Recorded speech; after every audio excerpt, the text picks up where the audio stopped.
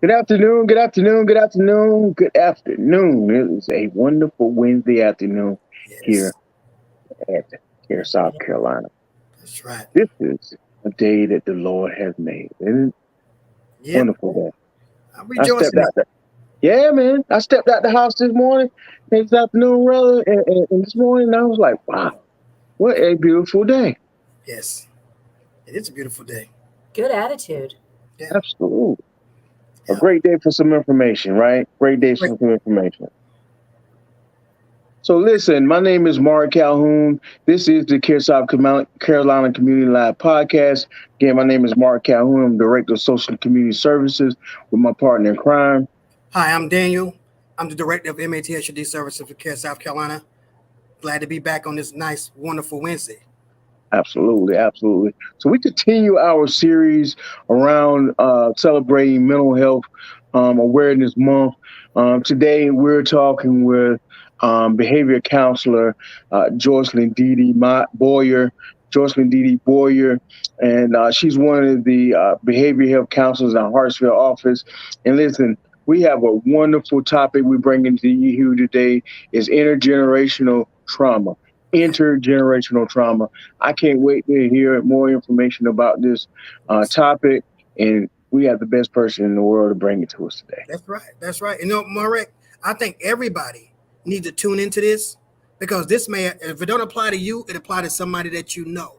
And so you need to call somebody right now and tell them to tune in to Care South Live Community Podcast because we got some great information on intergenerational trauma on today. I can't wait, Dee Dee. I can't wait, Dee Dee. Come on. Thank you. Thank you. Absolutely.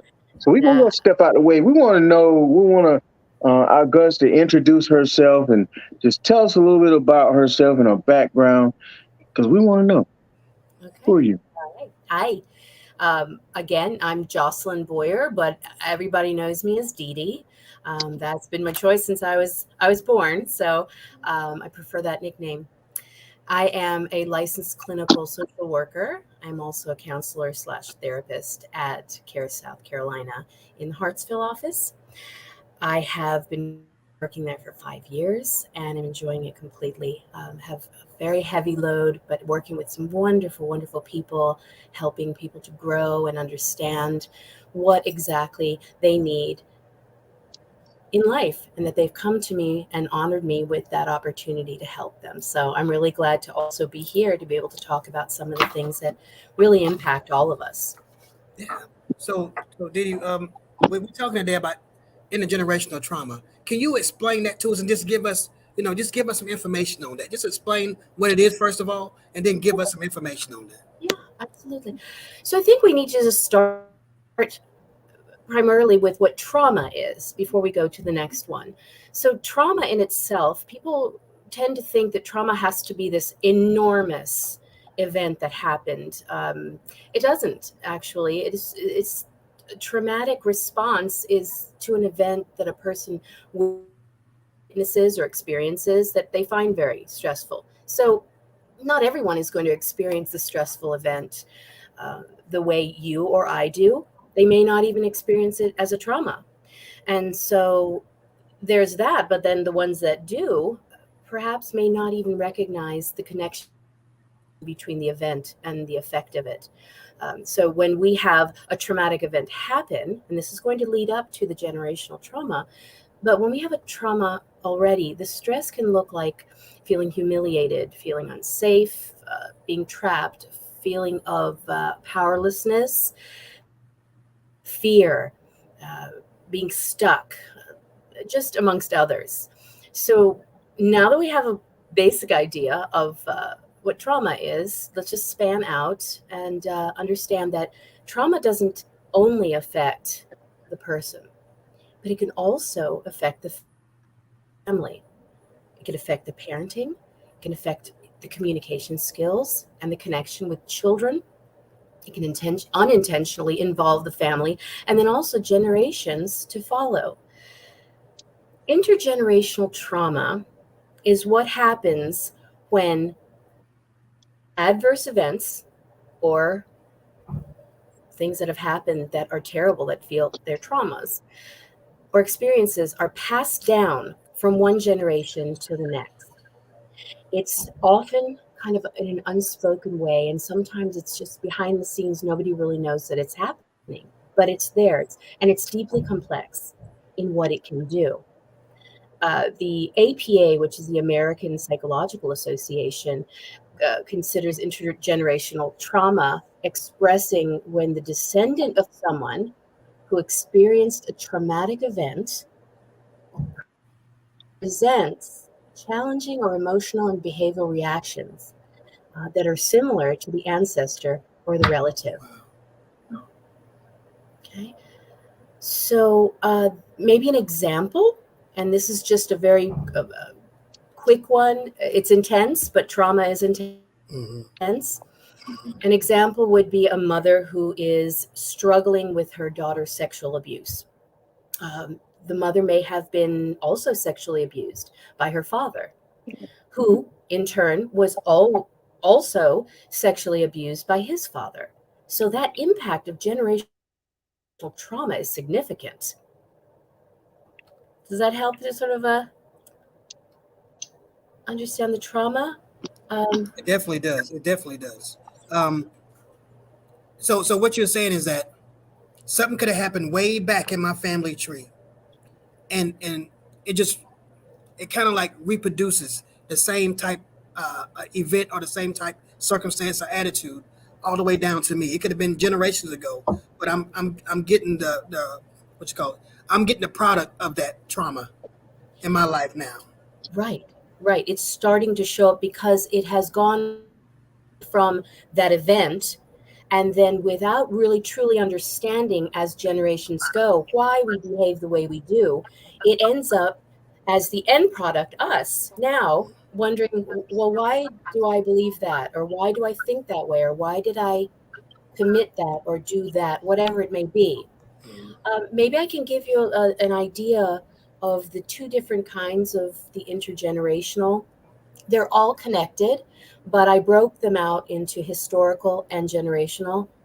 Um, so the historical trauma is one that is experienced by a specific culture, a racial or ethnic group of people. Uh, they're impacted very much in the same way by an event. So let's say an event causes a group of people who have experienced the same trauma, called collective trauma. It remains something that is shared by others, and so therefore becomes a common thought or a common thread of behavior, of thoughts, of beliefs, that sort of thing, and it affects generations of people worldwide. Um, so strong examples of this would be slavery, war, the Holocaust, any kind of human atrocity, refugee camps, and that's just to mention a few. Right, right. And so if I understand you right, um, when you say intergenerational, it doesn't have to be within my family setting, but it could be within my ethnicity, my whole culture could be involved. So there's many different families affected by the same event. And that's what I'm just Absolutely. talking about. Okay, okay, But yet it'll show itself in very different ways from person to person and from family to family. And we will never get the full picture. There will be commonalities, of course, but we're also individual human beings. right. And so individually, we understand things differently, quite differently from each other. So the narrative's going to be different across the board. Right. So you talked about one in particular that affects my ethnicity, which is slavery. And like you said, it affects us differently, depends on where we are and our understanding of what happened. And also, if we have any direct ancestry that's connected to that trauma because of the stories that's told. Now, I don't want nobody to steal this phrase that I'm about to say because it's mine. And so I'm going to go ahead and coin it right now. So when I look at that and I look at myself and I look at my family, we are the missing, there's a missing puzzle to my piece of understanding of it. The puzzle itself is not a whole picture, but I have my piece of that puzzle. And when everybody put their pieces together, we still don't have a full story, but we get an idea of what the trauma really was. And so, yeah, so even now it's affecting my kids. My kids have questions about what happened and why are we this way and why is this going on, and it's based on what happened generations ago. You know, historically what happened, like you said, and so and it leaves a lot of questions that we can't answer. So what happens? What happens in that case? That's a really good question.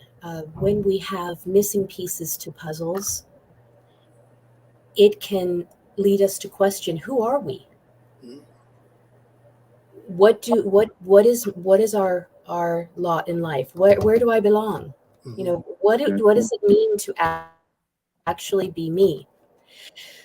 So the trauma itself, there's also another part of this, which is the neurobiological part of it, which is epigenetics, and that's a very dry part. So I'll just really quickly run through it. It's where the DNA can actually be affected by events, traumas. And long story short, the stress and the body's reaction to events can change the way the DNA looks to a certain extent. Okay. So when it comes down the time, the next generation may experience things based on having that change in the DNA. The next generation starts to learn how, perhaps from the oral history, from what you understand, whether there's a piece missing or not, Daniel. It is essentially, you have an understanding that something horrendous happened. Horrendous. Right. That helps us, or makes us sort of question who everybody is. I don't know That if it really helped. that really did, because I based on my culture and the church culture that we got, there's a saying that a lot of preachers and pastors like to say that I don't particularly agree with. I agree with this definition of it. I don't agree with the definition I'm about to say. They call Okay. it generational curses, and Oh, what it is stuff that happens that happened way back that caused that there's a cause that caused this effect now that's going on, and they call it generational curses. But I agree with the term that you're using today, which is historical trauma, and it's not a curse, but it's something that we don't understand. It's something that we don't know, and so I don't use that. I don't use that term whenever I'm talking about it, because it's something that can be managed and it's something that can be controlled once we get an understanding of what that trauma is and how to deal with it and how to adapt to it. If we can't change it, we have to adapt. So, but that's what I use. So I understand it being that way. And yeah, I like that too. Absolutely. And not only that, how is it, how is this trauma expressed?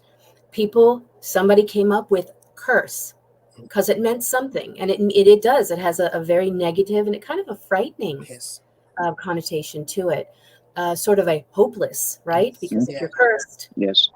So the generational or historical, and I'm going to put them together now because that, in essence, is what intergenerational trauma is. It is all of those together.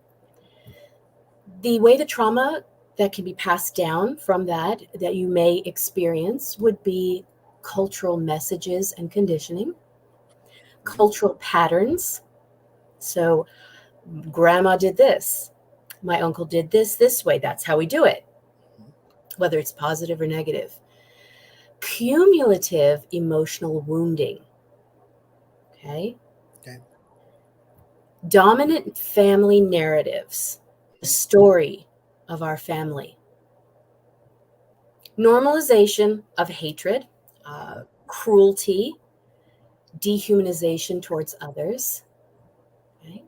right, Parents who don't cope with their own trauma or they ignore it. Those are the two biggest things. How parents are, or people are unable to move past trauma or even start diving into it because they ignore it or it didn't happen. So we move on, right? Then there is the aggression that happens when people want to be right. And also it just stems all the way from our genetics to, conversations at the dinner table. yes, yes. You know. And that's wonderful. That while you was talking, I was sitting there thinking that I was taught how to deal with things in two ways. I was taught um, by things being by a person acting on it, and also a person's ability to a person's um, the person who didn't act, non-action. So, and to me, both of them are just as powerful. If they don't act on a certain thing, then I learned to not act, and so it perpetuates. And so, which means if they don't deal with it, I won't deal with it because I never saw it dealt with, and I don't know how to deal with it. And so Right. we're taught twice. We're taught with dealing with it, and then we're taught with not dealing with it. And I guess the negative part comes in when we don't deal with it, and it perpetuates. From person to person. Exactly. And then it creates disconnection. That's right. It creates detachment, distancing of people. Self-esteem, knowing who we are and what we stand for, is impaired. We Violence can ensue because moods can rise and anger can rise, and that becomes that part of us that, okay, I don't know what else to do except for attack it head on. And unfortunately, that's just the nature of it, really. Yes. Yeah. You know? And people are impacted by it, in a lot of ways, by the trauma and the pain that comes from all of this. Not only, as I had mentioned before, if it started out where one generation was wounded physically, consistently, over and again and again and again, had no voice, wasn't able to experience or even cry or anything like that. There's a lot of confusion there to the normal human response. You're not allowed to do that. So your DNA understands that your anxiety is now peaked, and it's constantly peaked. Generations that follow will understand that anxiety to be the way to go, where to go, how to handle, go straight to anxiety. And what that does is it fuels anxiety, depression, suicidal ideation, heart disease, substance abuse, alcoholism, coping mechanisms that don't work, maladaptive coping mechanisms, shame, Right. and also a heightened sense of vulnerability. Right. Right? Yeah. So you said earlier that this manifests physically in our genetic makeup after a while. It changes our makeup. We could just say a thousand, just say 100 years ago, there was no issues with high blood pressure, nothing. And all of a sudden something happens and anxiety peaks, like you said, and it stays high. Yeah. And so over time it trickles down. So which means now the person they can have several things happen. They can have mental illness, they can have diabetes, they can have high blood pressure. So it manifests also in our physical health as well as our mental health. And so just like they said on the last podcast, you can have no health without good mental health. That's right. So it's very important that we learn that we remove the stigma behind therapy and talking to somebody about these issues, because it affects our health. And so we wonder sometimes why we're so unhealthy, and it's because we're internalizing a whole bunch of things and we're not getting out. So yeah, and when things happen, the trauma occurs. There's an emotional component to it. The trauma creates us to respond the only way we know how. Yeah. If we have not learned a positive way of handling our stress and trauma, we will go about it in a maladaptive way, which is what I'd mentioned before, by covering it with a substance abuse or overeating or alcoholism, or ignoring it and pushing it down, causing high blood pressure because we're depressed and not exercising. Do you see how it just Yes. goes, right? Yeah, absolutely. Yeah. I'm glad we were talking about this, because I've been trying to articulate this to folks for a long time, some folks for a long time, on how something that I I wasn't physically present for, and how it can affect, or not just me, but anyone. You wasn't physically present at that time or in that generation, but how that trauma can trickle down to you in this generation. And I'm glad we're having this discussion to be able, and you be able to articulate that for me, because I've been trying to tell people this and articulate this for quite a while now. Yeah. And because the first thing you hear is like, oh God, here they go with that, right? And they don't understand how things can move through generations. And I try to equate it with, if we could talk about generational wealth and how it affects my generation, and it comes down from my ancestors, and and that generational wealth from and other families come down from their ancestors up to their parents, up from their grandparents to the next generation. Trauma can do the same thing. Yes. Yeah, Yes. trauma can do the same thing. Yes. Absolutely. And it does, because it's something that we have just identified now is so prevalent. When a trauma happens, that is kind of the nexus of where some of our mental health issues come from, specifically PTSD, anxiety, depression, panic attacks, and such. It makes sense. Yes. Yeah. So Well, I'm not afraid to say it, but and I'm not ashamed of it, because I feel like people need to know. I got a diagnosis of PTSD, and it's because something traumatic happened in my past. Um, and every now and then you have those issues. But like I said, the best thing about me being where I am and being having a family like the CareSouth family of behavioral health is that I have people that I can talk to, and people that I can release it, because it's with people who don't have that release. Whenever you start compounding all these different things, it's like filling a balloon with air, and it only has a certain amount of capacity. And at the end of that capacity, one or two things happen: either there's a relief or there's an explosion. And mhm, so before I get to the explosion part, I have to talk and I have to get it out. You know, and sometimes I don't need a response. I just need to talk and just somebody to sound a sounding board, because I think the most I've ever been offended since I've been diagnosed is for somebody who told me that a person told me that they understood and they never went through it. So how can you really understand? yeah, You know, to me, that I stopped the conversation there, because you was telling me something just to shut me up. You didn't really understand, and that bothered me. Okay, yeah, I understand. No, you didn't. No, you don't understand. I just want to talk.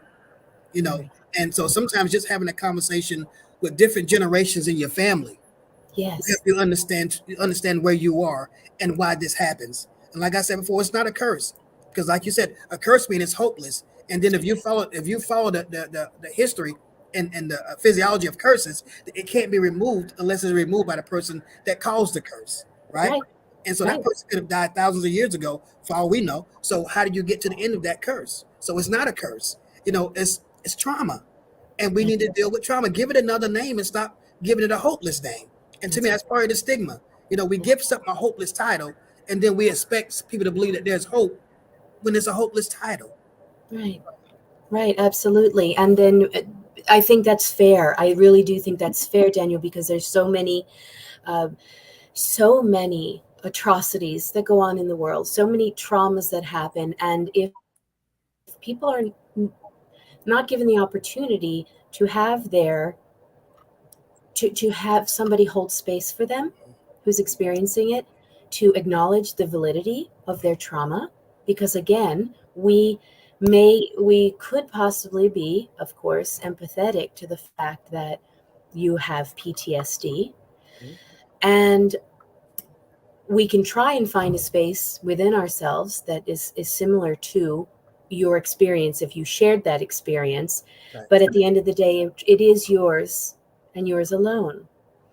And so, one of the key things in healing is it looks very different for everyone. Right. And it's finding a way to live with your story and its complexity without obscuring it or deleting it. Right. Does that Right. make sense? It does. I Yeah. think what you were saying, and the way I see it is that there's two sides to trauma. Outside of that, mhm, there's a subjective side and there's the objective side. Because subjective means that you have your opinion, and based on other experiences, but it's real to me. Objective means that it's real to me. And it's factual information in my mind, even though to you it's just an idea or just a thought. but to me, it's real. Just like pain. Pain is objective. Well, pain is subjective. Well, it's subjective because to me, it's real. To some people, it's not real. And so, to me, it all goes together. Yeah. Yeah, absolutely. Just an acknowledgement, truly, and understanding that, as for what you had mentioned about puzzle pieces, Mm. we may never get all the puzzle pieces for any event that has ever happened, Right. because human beings are involved. And so it's kind of like the game of telephone. Do you remember telephone? Yes. Where I tell you a sentence and it goes all the way around, then it comes back and it's a completely different. Yes. Right. So one of the things is no one path leads to healing intergenerational trauma, and there is no set definition of what it means to heal. When I talk about healing that kind of thing, I would probably add in just acknowledging and validating the trauma that's happened is as big to you as maybe something that you don't understand is big to me. Right. We Right. don't want to clamp it down. Then understanding and helping, supporting the coping needs of that person who has come from this lineage of trauma, okay, rather than trying to fix it or remove the pain. And I think that's what you were talking about when somebody would say, I understand. Mm-hmm. It may help if you understood the fact that people sometimes do not know what to say. I know. I know. Mm-hmm. And so they try and say whatever because they're so uncomfortable with what you're going through, or uncomfortable that you gave them a piece of information that was so, oh my gosh, wow. Mm-hmm. And they just don't know that it's okay to say, gosh, I really don't know what you're going through. However, it must be really hard. And I'm sorry. Yes. Yeah. And that's what, to me, that's where education, that's where months like this month should not Yeah. be just 1 month, because we deal with mental health every single day, every single month. And I think it should be an ongoing thing, not just every now and then, just a once a year thing. Yeah. And I hope me and Marek, we can carve out some time to make sure that we have mental health awareness year, where every month Oh, we yeah. we bring something in about mental health, because things change from month to month. Matter of fact, my mental health changed from day to day. This morning I woke up, I heard the birds singing, it was cool outside.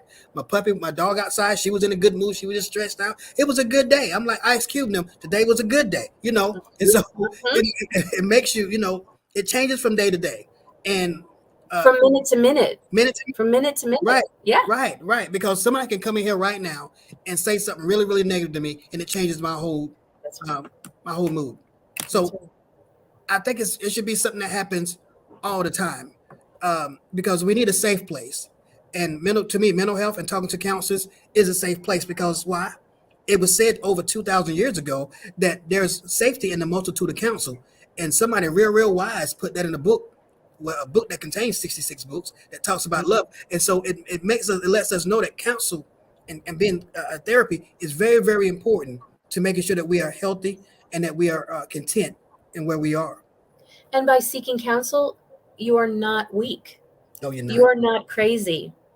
You are going through something that you need to let go of. You need to let air out of that balloon little by little so that you don't explode. Right, We right. have to have that ability to have compassion, and maybe just having that ear That's and right. learning about each other a little bit more.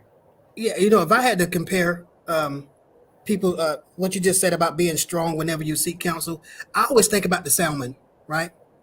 The salmon swims the opposite direction to all other fish, Yeah. and so it has to be the strongest fish in in that species, because it's Mhm. always going against the grain. It's going against the opposite of what everybody else is doing.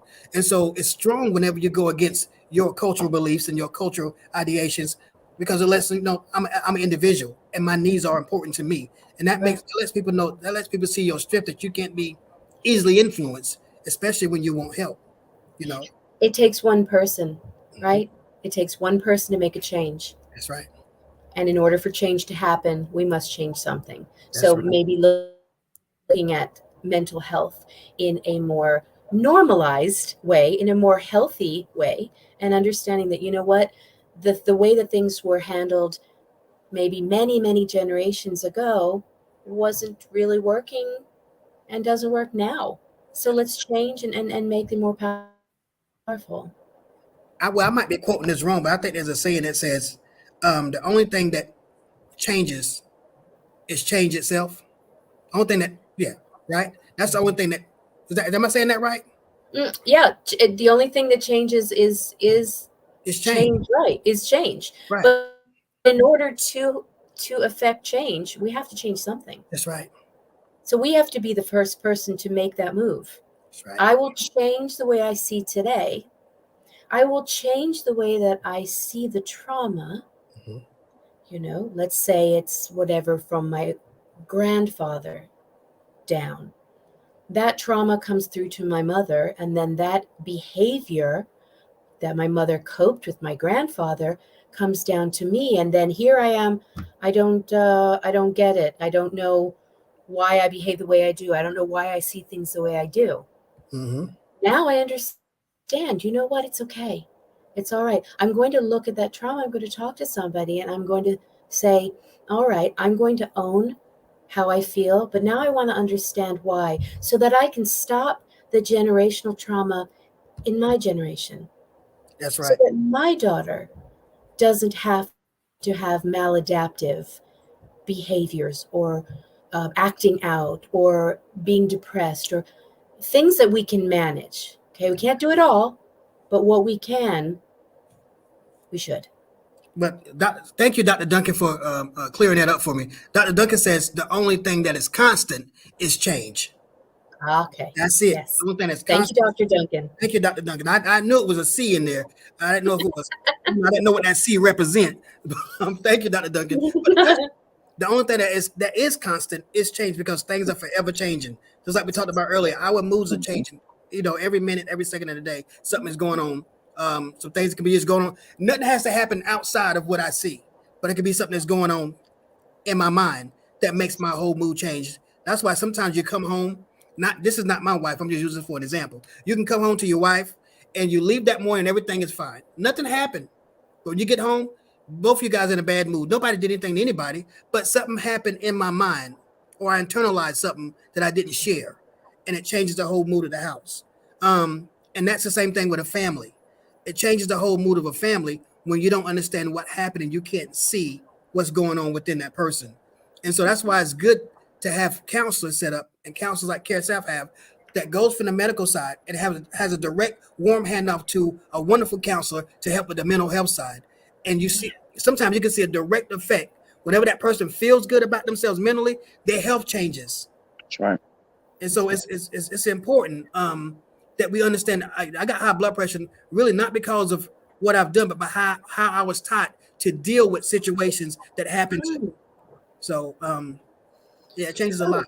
So that does, it's affected by the stress levels and the anxiety, right? And Right. that coupled, it just starts all of the chemicals going Mm-hmm. that create the serotonin. All these things just start going up, and the body reacts to it. Mm-hmm. And so now it's up to us to say, I'm in control of me and only me. Not in control of anybody else, but I can control me. That's right. So we start there. That's right. That's right. So if we have family members, friends, acquaintances, church members, those that we interact on a regular basis, what's the and we notice something's not right, right? What's the first step, or even the individual themselves? What's the first step from your perspective as a counselor should they do to address? And they may not know it's intergenerational. They may not know what's going on with them. They may feel like something just ain't right. You know, what's that first step look like for that person, or what from your professional perspective should be that first step? The very first thing is to listen. The very first thing is to hear what they're expressing, and sometimes it's the behavior. maybe look at the behavior and see what the story is behind that behavior, because words sometimes don't come easy. And then it's a matter of, hey, how are you? Is something going on? Can I help you in any way? Helping them to identify and validate. You just validated right there that I identify that something must be going on. Oh, I'm having a bad time, or I don't know, I got mad at my wife, I hit her, or I hit my boyfriend, or whatever it is. Okay, well, what's going on? And showing kindness and caring. Then, of course, allowing them to understand that it is very normal to have feelings and to maybe want to kind of look a little bit closer into it, and then offering them the idea of therapy, of just being able to come to a safe place where they can experience, where they can talk about whatever's bothering them. And if they don't want to do that, then we respect that choice. But then we maybe find out who their support system is. Do they have a support system within their community, within their family? Um, what strategies do they use to heal after a challenging situation? Um, I think it's a matter of really hearing them out first, and then saying, I've got some ideas, and I'm wondering if I could give them to you, Mm-hmm. allowing them to make the decision whether they want to go to therapy or to even listen to you. Right. And chances are, when you ask that, they will say, okay, sure, whatever, or okay, fine, right? And then that's when, listen, I really care, and I see that you're really suffering. I see that something is going on, and you don't need to talk to me, but may I recommend to you somebody with whom you can talk? You will never know that you come to therapy, or uh, and the like. So I think that might help them to identify. Well, that was my next question too, Marek. Was if I come to see you, then how do I know that what I tell you is not going to be, talked about with anybody, or nobody's going to look at me funny because how do I know that nobody's going to know my business? Right.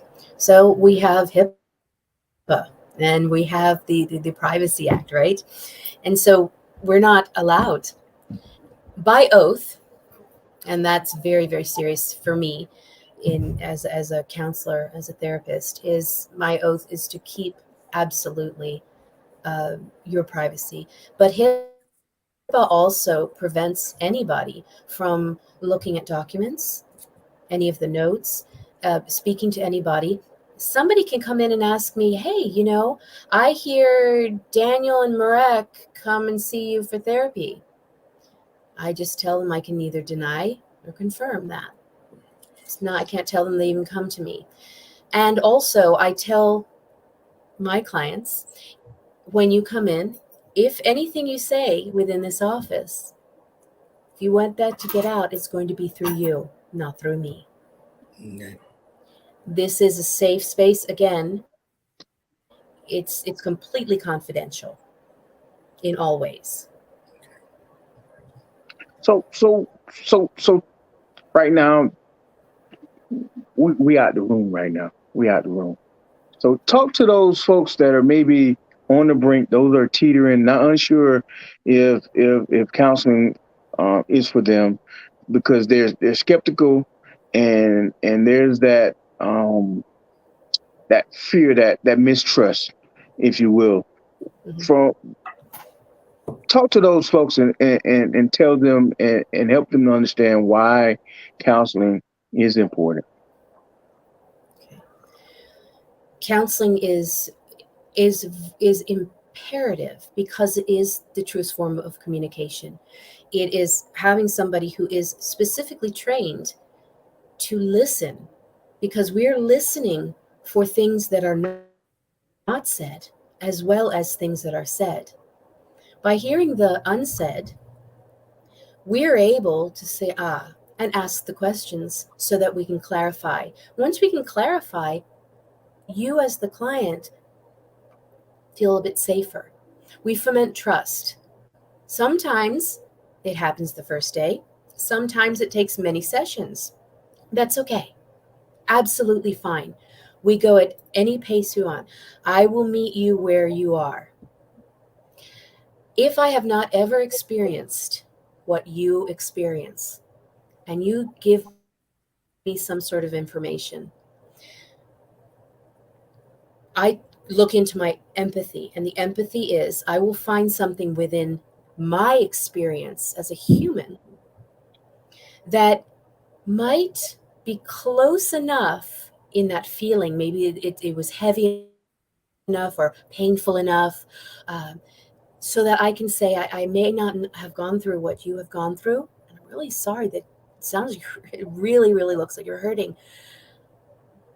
And I'm trying to find a place where I can come to you and understand the pain. But we can't always. And we should never pretend. And as counselors, we don't, because we haven't been there. But if we have been to something that's similar to it, we then have the ability to climb into that hole that you're in when you're in under stress or having problems. And I can sit there next to you. And if I don't know, you can tell me. And we can walk that way through. You do not receive advice. You do not get told what to do. This is what you should do. This is what no. You're actually coming in, and my job is to listen, but also bring up, have you thought of this? Would this be something that would make sense in your journey towards healing? What is it that I can do for you? People regularly come in and say, oh, um, they already judge the counselor by how she looks, right? She's not going to understand me. She's not going to understand anything I'm going through. There's a root. You're absolutely right. I will not understand what many things are, but what I do understand is the root. And the root is pain. And the root is worry. So I think therapy in itself is very simple, and it's very beautiful because it unravels knots that we don't even know are knotted up. And when we do that, we have these aha moments, and we walk out, we're like, oh, wow, yeah, that's right. Because when we speak, we hear ourselves, don't we? Right. Okay. So when you're saying something, you're hearing what you're saying, and all of a sudden you're like, wait a minute. Lots of little magic things happen there. And you notice I never said anything about crazy, right? Right. Absolutely. We're not. That's not even a word to use. No, we're not. We just have a situation going on, and we're affected by it differently. So bring it. That's right. Absolutely. You just have such a soothing voice. Yeah. Thank you. So, so if I'm out there and I watch this podcast and I want to get in touch with you, how do I do that? And I want to sit down and just have a conversation. How can I go about doing that? Well, you can always call our the main number, and you can ask to speak to. If you want to speak to me, that's absolutely fine. Or you can speak to one of our counselors. We've got quite a few in the Hartsville area, in the Hartsville office, but we also have counselors in many of our other offices. So it's wonderful. People can have their choice of where they want to go. All they need to do is call up and say, I'd like to make an appointment. They don't have to say anything more. They're not asked anything more.